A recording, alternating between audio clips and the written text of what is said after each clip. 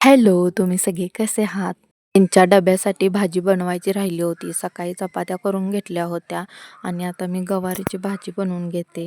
मला सांगते आज आमच्या शेतामध्ये माणसं होती. ज्या इकडे ना अशी पद्धत आहे, ज्यांच्यात शेतात माणसं असतात ना, त्यांच्यासाठी आपण जेवण बनवायचं. चहा सकाळचा असतो आणि सगळं काही जेवण. अरे माझा मूड नव्हता डब्बा बनवायचा, कारण का इतका मला कंटाळा आला होता.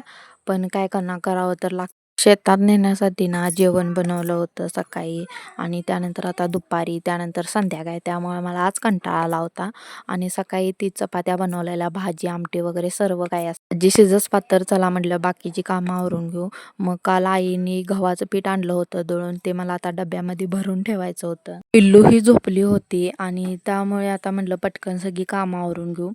जशी कामं झाली ना तशी ती लगेच पिल्लू उठून बसते.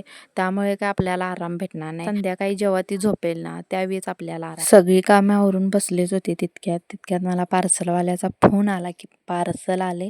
आता चला म्हटलं काय आहे पाहू. जेव्हा पार्सल येते ना तेव्हा माझी एक्साइटमेंट असतेच.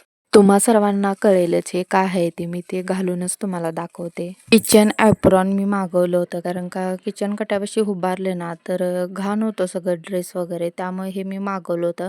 पहिला एकच मागून पाहिलं होतं, कारण का क्वालिटी वगैरे चेक कराय, क्वालिटी एकदम छान होती. तुम्हाला कसं वाटलं नक्की कमेंट करून सांगा.